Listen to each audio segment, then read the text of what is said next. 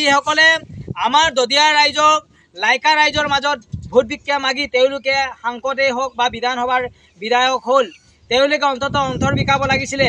আজি এই তেওঁলোকৰ সাংসদ পুঁজি বিধায়ক পুঁজিৰ তিল মানে ইয়াত অৱদান নাই।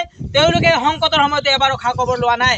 তেওঁৰ সংগোপংগসকলে এবাৰো খা খবৰ লোৱা নাই। মই নিজে নিৰ্বাচিত পঞ্চায়তৰ নিৰ্বাচিত প্ৰতিনিধি হিচাপে ৰাইজৰ যি সমস্যা আছে ৰাইজৰ লগত থাকি সমাধানৰ বাবে এডমিনিষ্ট্ৰেশ্যনক চাৰ্কল অফিচাৰে হওক বা ভেটেনেৰী অফিচাৰে হওক বা ডিব্ৰুগড় জিলাৰ উপায়ুক্তই হওক এডিশ্যনেল ডিচিকে হওক যোগাযোগ কৰাৰ তৎসত্তে এতিয়া খাদ্য সামগ্ৰী বাৰে বাৰে ৰিকুৱেষ্ট কৰাৰ পাছত খাদ্য সামগ্ৰী পশু খাদ্যবিলাক তেওঁলোকে মজুত কৰিছে বুলি খবৰ দিছেহে।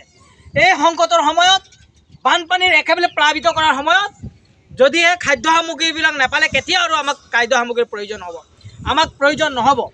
গতিকে মই এডমিনিষ্ট্ৰেশ্যনৰ মুৰব্বীসকলক অনুৰোধ জনাব বিচাৰিছোঁ, প্ৰায় 3 মাহৰ ভিতৰত জোৰদাৰ ইয়াত বানপানী হ'ব।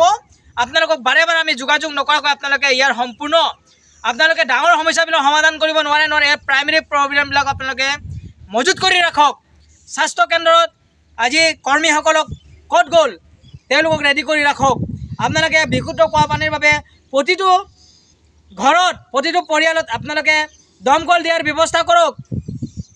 আপোনালোকে বানপানীৰ সময়ত ডাঙৰ ইঞ্জিন চালিত বোট নাওবিলাক ব্যৱস্থা কৰক। SDRF ৰেডি কৰক। আপোনালোকে ক'ত আছে আজি নিমাত? গতিকে অতিকৈ দুখ পাইছোঁ। অসম চৰকাৰৰ মাননীয় মুখ্যমন্ত্ৰীক বাৰে বাৰে আমি অনুৰোধ জনাই আছোঁ, এনেকুৱা মানুহে জীৱন অতিবাহিত কৰিব নোৱাৰে।